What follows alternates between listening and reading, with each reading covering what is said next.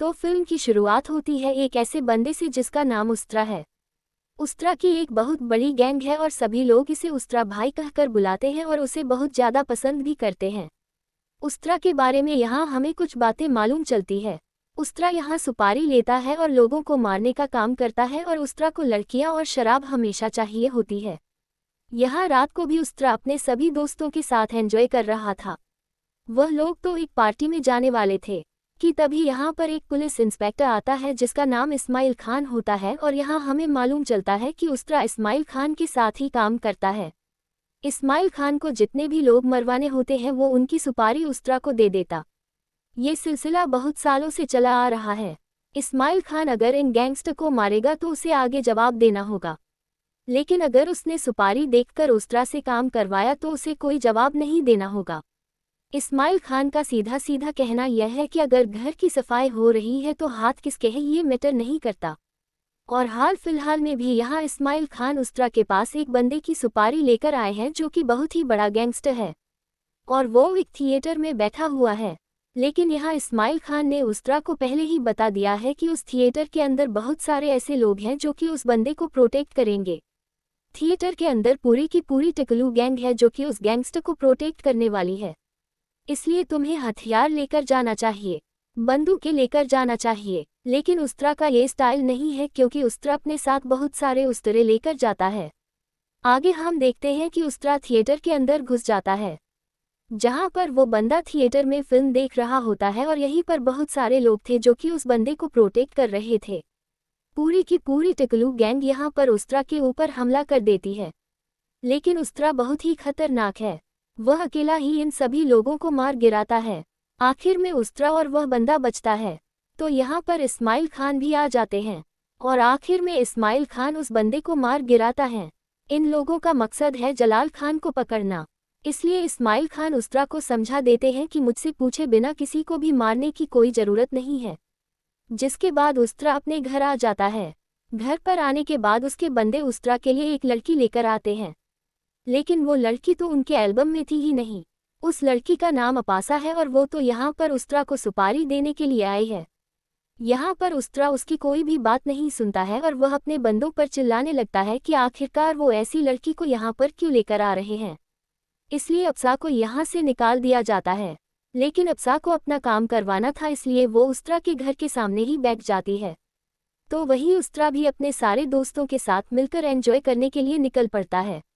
रात को वो जूली के यहाँ पर जाता है और वो बहुत डांस करता है। जूली एक ऐसी लड़की है जो बिना उस्त्रा के डांस नहीं करती है। अगले दिन उस्त्रा अपने घर आ जाता है और वह फिर से नोटिस करता है कि अभी भी अप्सा उसके घर के सामने ही बैठी हुई है। तब वो उसको अपने घर पर बुलाने के लिए कहता है। अब अप्सा जब यहाँ पर आती है तो अप्सा फिर से उससे कहती है कि आप एक सुपारी का कितना चार्ज करते हैं। अप्सा अपने साथ बहुत सारे गहने लेकर आई थी ताकि सुपारी के बदले में अप्सा उन्हें ये दे सके। अप्सा बताती है कि उसे 4 लोगों को मरवाना है जिनके नाम है पठारे, अंसारी, शंकर और जलाल। जलाल का नाम सुनते ही यहाँ पर उस्त्रा हैरान रह चुका था और वो अप्सा के पास आता है और कहता है कि जलाल इंसान नहीं है, वो जानवर है। और जब उसे मालूम चलेगा ना कि बॉम्बे में कोई उसकी सुपारी लेकर घूम रहा है तो वह तुम्हारे इतने टुकड़े करेगा कि दफन होने के लिए कुछ भी नहीं बचेगा। तब यहाँ पर अप्सा उस्त्रा से कहती है तो फिर अपनी बंदूक दे दो। उस्त्रा को पता है कि उसे चलाना नहीं आता है, इसलिए अप्सा उससे कहती है कि आप ही मुझे सिखा देना। पर उस्त्रा उससे कहता है कि एक और अच्छा आइडिया बताता हूँ कि तुम यहाँ से चुपचाप निकल जाओ। अब अप्सा जब अपने घर पहुंची तो उसके मन में कई बार ख्याल आया कि वो खुद की जान दे दे, क्योंकि जिन 4 लोगों के नाम यहाँ पर अप्सा ने उस्त्रा को बताए थे, अगर उन लोगों को अप्सा ने नहीं मारा तो वो वैसे ही मर जाएगी।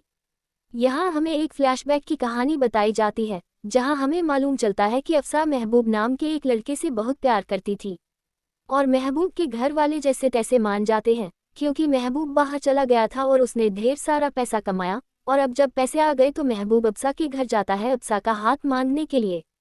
लेकिन उन लोगों को यह नहीं पता था कि महबूब किन लोगों के साथ काम करने लगा है, जिसके बाद उन दोनों की शादी करा दी जाती है और वह दोनों ही बॉम्बे में रहने लगते हैं और वह दोनों बहुत ज़्यादा खुश भी थे। अब जब सब कुछ ठीक चल ही रहा था कि एक दिन महबूब बहुत ही जख्मी हालत में अपने घर लौटा। उसके साथ 2 लोग भी आए हुए थे जो कि जलाल के आदमी थे और बाहर शंकर भी खड़ा हुआ था। और इन लोगों ने महबूब को बहुत ही बुरी तरह से मारा था। फिर अगले दिन यहाँ पर अफसा को मालूम चला कि महबूब जो है वह जलाल के साथ काम करने लगा है, जो कि गैंगस्टर है, और यहाँ महबूब जो है वो उनके इधर पर अकाउंटेंट था। लेकिन ये बात अफसा सुनती है तो उसे बहुत ज़्यादा बुरा लगता है, क्योंकि उसे ऐसे पैसे बिल्कुल नहीं चाहिए थे। अफसा ने यहाँ पर महबूब से कह दिया था कि उसे चुनना पड़ेगा, या तो वो मुझे चुन ले या फिर जलाल को चुन ले। जब महबूब पूरी तरह से ठीक हुआ और वह जलाल के पास गया तो अफसा अपने घर पर महबूब के फ़ोन का इंतजार कर रही थी, और जब फ़ोन आया तो मालूम चला कि महबूब मारा जा चुका है। ये सुनकर अफसा को बहुत ज़्यादा बुरा लगा और वह पूरी तरह से टूट गई थी। तब यहाँ अफसा ने कोर्ट में केस किया, लेकिन अंसारी नाम के वकील ने सारा केस ही पलट दिया। उसने तो महबूब को ही टेररिस्ट घोषित करवा दिया, और अंसारी ने कोर्ट के सामने बताया कि महबूब को इंस्पेक्टर पठारे ने एनकाउंटर में मारा है, और तब से आज तक अफसा इन 4 लोगों का कुछ भी नहीं कर पाई है। इसलिए वो उस्तरा के पास आई थी। अब उस्तरा अपने दोस्तों के साथ चाची की बिरयानी खाने के लिए आता है, और चाची की बिरयानी की शॉप है में अफसा काम करती है, इसलिए उस्तरा उससे बात करता है। उस्तरा यहाँ अफसा से कहता है कि किसी को मारना इतना आसान नहीं होता है। जब हम किसी को मारते हैं ना, तो सामने वाले की पतलून गीली हो जाती है, और वैसे भी वह किसी को भी बिना वजह के नहीं मारता है। अब उस्तरा के जो दोस्त है उन लोगों ने बहुत सारी बिरयानी पैक कराई थी, तो अफसा उनकी कार की डिक्की में सारी बिरयानी रख देती है, और उसी डिक्की में से उसे गन भी मिल जाती है। इसलिए अफसा वह गन अपने पास रख लेती है। और यहाँ हमें एक बात और मालूम चलती है कि उस्तरा और उसके बाकी के दोस्त इंडिया छोड़ने की प्लानिंग कर रहे हैं। 2 दिन के बाद ही एक जहाज जाने वाला है, और उसी जहाज में बैठकर वो इंडिया को छोड़ देंगे और फिजी के लिए रवाना हो जाएंगे, क्योंकि उन्हें ऐसी जिंदगी नहीं जीनी है जहां हर रोज किसी का मदद करना पड़े। इसलिए आज तो वह बहुत एंजॉय करते हैं। तो वहीं अफसा ने भी अपनी सारी प्लानिंग कर ली है। उसके पास गन मौजूद है, और अफसा एक शॉप में जाती है, क्योंकि वहां वो पठारे को मारना चाहती थी। दूसरी तरफ जब उस्तरा और उसकी गैंग एंजॉय कर रही थी, तभी उसको ये बात मालूम चल जाती है कि अफसा के ऊपर एक मुसीबत आने वाली है, और उसकी गन भी उसी के पास मौजूद है। तो यहाँ हड़बड़ी में अफसा तो अपनी गन बैग से निकाल ही नहीं पाती, और पठारे यहाँ से चला जाता है। लेकिन तभी यहाँ अफसा की नज़र अंसारी पर पड़ती है, जो कि वकील है, और अफसा की लिस्ट में अंसारी भी तो शामिल है। इसलिए यहाँ पर अफसा ने सोचा कि अंसारी को ही मार दिया जाए। लेकिन जैसे ही अफसा ने गन निकाली, यहाँ अंसारी ने अफसा के ऊपर हमला कर दिया था, और जब अंसारी उसे जान से मारने ही वाला था कि तभी यहाँ पर उस्तरा आ जाता है, जो कि अपने उस्तरे से अंसारी का गला काट देता है। लेकिन तब तक अंसारी ने अफसा को एक गोली तो मार दी थी, इसलिए यहाँ उस्तरा उसे अपने घर लेकर गया था। अफसा को जो गोली लगी थी वो गोली निकलवाई जाती है। उसमें अफसा को बहुत ज़्यादा दर्द होता है, और अब अफसा जब तक ठीक नहीं हो जाती है तब तक अफसा उस्तरा के घर पर ही रहेगी। उस्तरा को यहाँ पर अफसा की स्टोरी के बारे में भी मालूम चल जाता है। उसके हस्बैंड के साथ क्या हुआ था, किस तरह उसे मारा था, और किन लोगों ने मारा था, सब कुछ उस्तरा को मालूम चल चुका था। और वह जो फिजी जाने वाले थे, अब वह भी कैंसिल हो जाता है, और अब उस्तरा और उसकी गैंग मुंबई में ही मरेगी, और उनका भूत यही भटकेगा। अब अफसा पूरी तरह से ठीक हो चुकी थी, इसलिए अब अफसा चाहती है कि उस्तरा उसे गन चलाना सिखाए। उस्तरा भी मान जाता है, और वह उसे गन चलाना सिखाने लगता है। बहुत दिन तक उस्तरा ने अफसा को ट्रेनिंग दी थी, और अब अफसा काफ़ी अच्छी तरीके से गन चलाने लगती है। जिसके बाद हम देखते हैं इस्माइल खान को, जो कि उस्तरा को अपने पास बुलाते हैं, और उसे बहुत ही बुरी तरह से पीटने लगते हैं, क्योंकि कुछ दिन पहले ही उस्तरा ने अंसारी को एक होटल में मारा है, जो कि उसे बिल्कुल भी नहीं करना चाहिए था, क्योंकि अंसारी जलाल के लिए काम करता है। और जलाल को ज़रा सी भी भनक हुई कि वह लोग उन्हें पकड़ना चाहते हैं, तो वह फिर कभी भी हमारे हाथ नहीं आएगा। इस्माइल खान यहाँ उस्तरा को साफ साफ समझा देते हैं कि अब से वो वही करेगा जो मैं कहूँगा।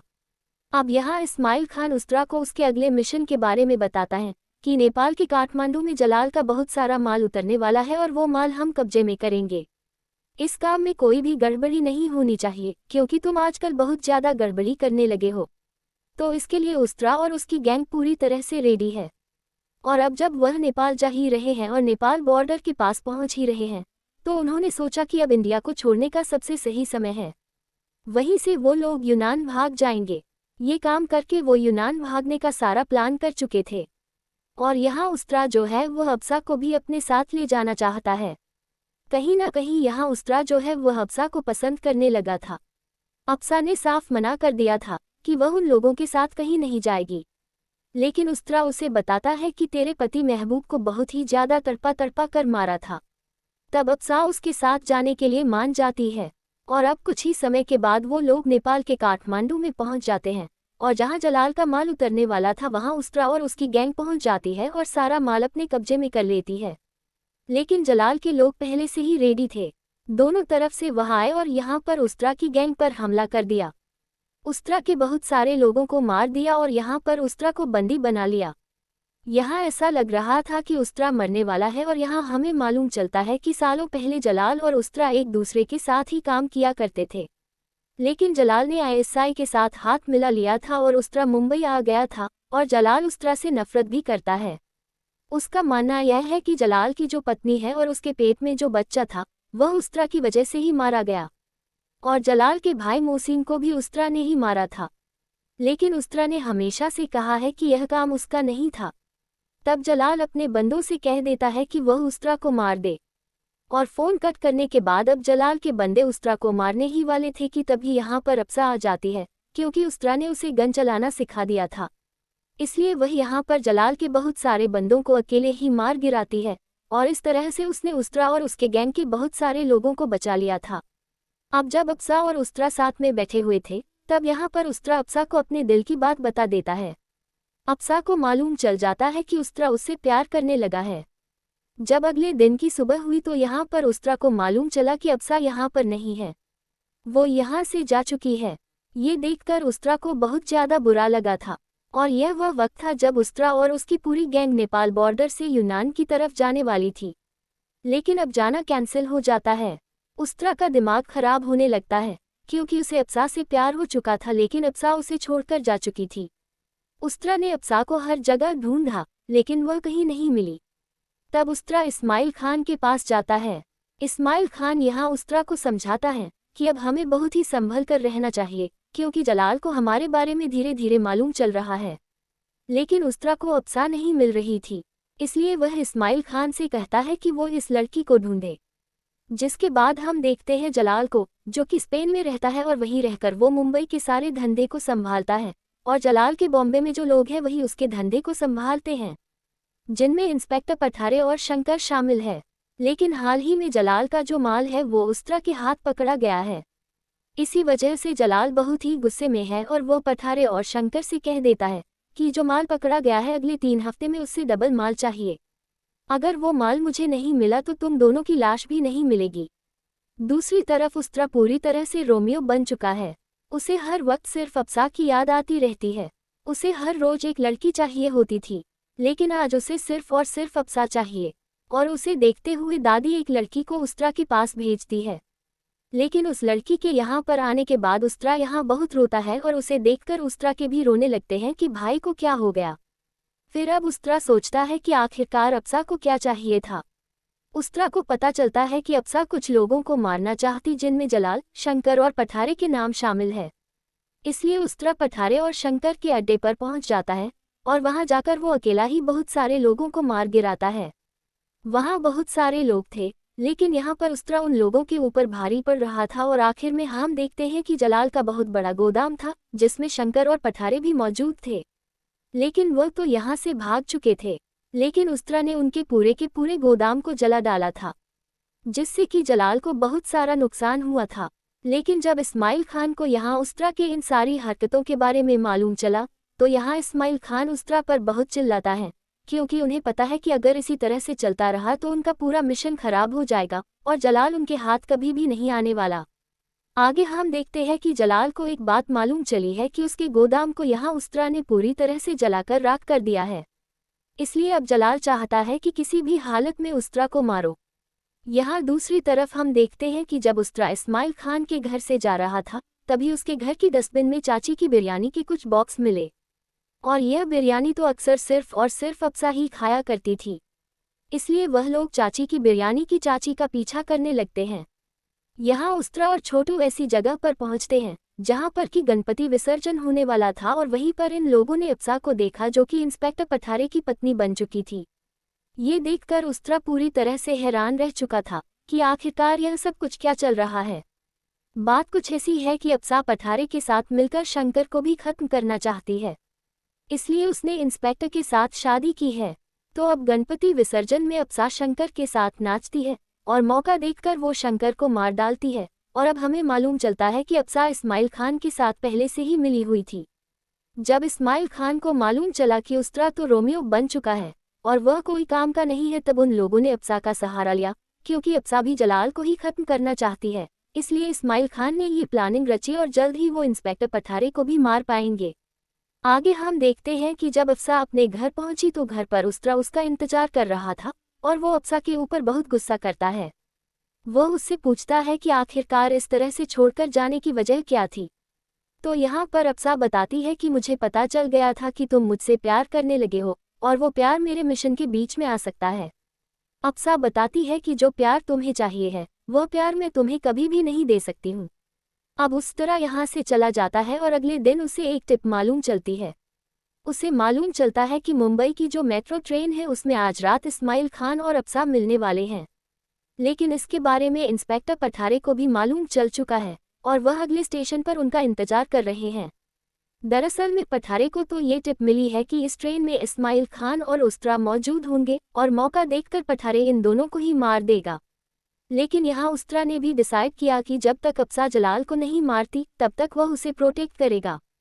इसलिए वह ट्रेन में चला जाता है और उस्त्रा उन्हें कुछ बताना चाहता है, लेकिन यहाँ इस्माइल खान तो उस्त्रा को ही पीटने लगता है। तब यहाँ उस्त्रा उन दोनों को बताता है कि पठारे अगले स्टेशन पर हमारा इंतजार कर रहा है और अच्छा यही होगा अप्सरा कि तुम यहाँ से चली जाओ, वरना बहुत प्रॉब्लम हो सकती है। तो अप्सरा यहाँ से चली जाती है और अगला स्टेशन आते ही पठारे अपने पुलिस वालों के साथ अंदर आ जाता है और आते ही वह इस्माइल खान और उस्त्रा के ऊपर गोलीबारी करने लगता है। उनके बीच में जमकर गोलीबारी होती है और इसी गोलीबारी में यहाँ पर एक गोली उस्त्रा के गले में लगती है, जिससे कि वो ट्रेन से निकलकर नदी में कूद पड़ता है और इस्माइल खान बहुत ही बुरी तरह से जख्मी हो चुका था। अगले दिन जब अप्सरा को यह न्यूज़ मालूम चली कि एक गैंग वॉर में उस्त्रा मारा जा चुका है तो उसे बहुत ज़्यादा दुख हुआ। अब कुछ दिनों के बाद पठारे यहाँ अप्सरा के पास आता है। वो उससे कहता है कि मैंने हनीमून प्लान किया है और वो लोग स्पेन जाने वाले हैं, जहाँ जलाल ने उन्हें उनकी पार्टी में इनवाइट किया है और कुछ ही समय के बाद वो लोग स्पेन के लिए रवाना हो जाते हैं। वहाँ जलाल इन लोगों का इंतजार कर रहा था, लेकिन इससे पहले कि यहाँ अप्सरा कुछ कर पाती, यहाँ उसकी पोल खुल चुकी थी, क्योंकि उन्हें मालूम चल गया था कि अप्सरा इस्माइल खान के साथ मिली हुई है और वह पठारे के साथ नाटक कर रही है। तब वो लोग अप्सरा को बुरी तरह से पीटते हैं और पठारे तो अप्सरा को जान से मारना चाहता था, लेकिन जलाल बदले में यहाँ पर अप्सरा के हाथों ही पठारे को मरवा देता है, क्योंकि पठारे अब जलाल के कोई भी काम का नहीं बचा था। इसलिए जलाल ने अप्सरा के हाथों ही पठारे को मरवा दिया और अप्सरा को काल कोठरी में बंद करवा दिया। पठारे ने जलाल से कहा था कि उसने उस्त्रा को मार दिया है, लेकिन उसे मालूम है कि उस्त्रा जिंदा है। जलाल कहता है कि जब उस्त्रा मरेगा तो उसके दिल को मालूम चल जाएगा कि उस्त्रा मारा जा चुका है, और मेरा दिल कहता है कि उस्त्रा अभी भी जिंदा है और वो यहाँ जरूर आएगा अपनी महबूबा को बचाने के लिए। दूसरी तरफ हम देखते हैं कि गले में गोली लगने के बावजूद उस तरह जो है वह मरा नहीं था, बस बोलने में थोड़ी प्रॉब्लम हो रही थी। लेकिन जब उस्त्रा को मालूम चला कि अप्सरा बहुत प्रॉब्लम में है, तब यहाँ पर उस्त्रा ने ठान लिया कि वो स्पेन जाएगा। तब वो स्पेन पहुंचकर वहाँ जलाल के अड्डे में घुस जाता है। वहाँ बहुत सारे लोग थे और सभी के पास हथियार भी थे, लेकिन उस्त्रा अकेले ही वहाँ घुसकर सभी लोगों को मारने लगता है। और तभी उस्त्रा के सामने जलाल की पत्नी राबिया आ जाती है और राबिया को देखते ही हमें एक फ्लैशबैक का सीन दिखाया जाता है। हमें पता चलता है कि राबिया जब प्रेग्नेंट थी तब वो इस्माइल खान के साथ मिली हुई थी और सारी खबर जो है वह इस्माइल खान को दिया करती थी। लेकिन ये बात जलाल के भाई मोहसिन को पता चल जाता है और अब मोहसिन राबिया के पास आता है। तब उस्त्रा भी यहीं पर मौजूद था, क्योंकि तब जलाल और उस्त्रा साथ में काम किया करते थे। राबिया ने यहाँ पर उस्त्रा को बताया कि हमें जलाल धोखा दे रहा है। जलाल ने आईएसआई के साथ हाथ मिला लिया है और उनके साथ प्लानिंग करके वो मुंबई पर अटैक करना चाहता है।